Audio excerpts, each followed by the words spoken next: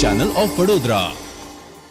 સંખેડા તાલુકાના બહાદરપુર ખાતે રામ ભક્તો દ્વારા રામોત્સવની તડામાર તૈયારીઓ શરૂ કરવામાં આવી હતી।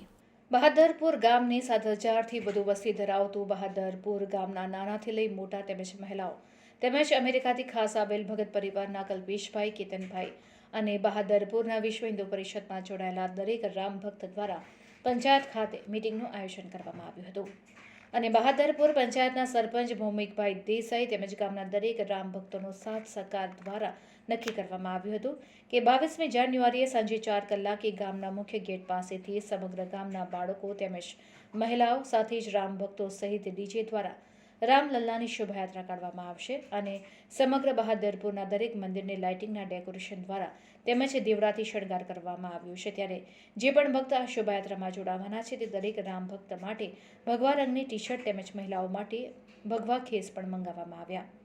બહાદરપુરમાં સમગ્ર બજાર તેમજ દરેક ગલીમાં શોભાયાત્રા કાઢવામાં આવી અને જે રીતે અયોધ્યામાં રોશનીથી ઝગમગ કરવામાં આવે છે તે જ રીતે બહાદરપુરમાં દરેક મંદિરને રોશનીથી શણગારવામાં આવ્યું છે।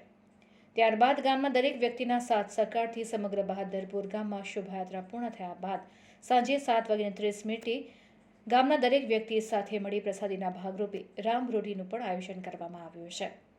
આ જ બધી તૈયારીના ભાગરૂપે બહાદરપુરના ઉત્સાહી એવા કલ્પેશભાઈ ભગત તેમજ રોનકભાઈ પટેલ, બહાદરપુરના વિશ્વ હિન્દુ પરિષદ તેમજ બજરંગ દળના 9 યુવાનો ગત રાત્રથી જ અંબા માતાના મંદિરે યુવા રામ ભક્તો દ્વારા રામધૂન બોલાવવામાં આવી હતી।